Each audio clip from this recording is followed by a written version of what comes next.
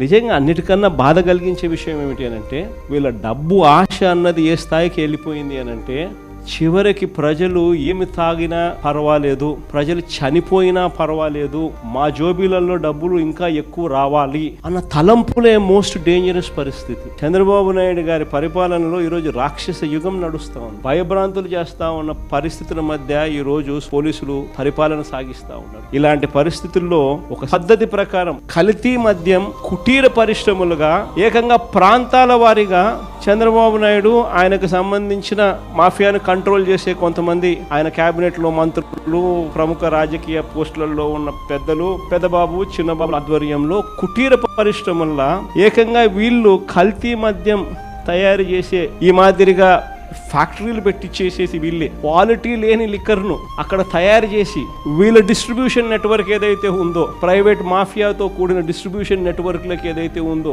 ఆ షాపుల్లోకి, ఆ బెల్ట్ షాపుల్లోకి నేరుగా ఈ మందును పంపిస్తా ఉన్నారు. ఆశ్చర్యం కలిగించే విషయం ఏంటంటే, ప్రతి 4-5 బాటిళ్లలో ఒక బాటిల్ కల్తీ బాటిల్ తాగి మనుషులు చనిపోతా ఉన్న పరిస్థితులు.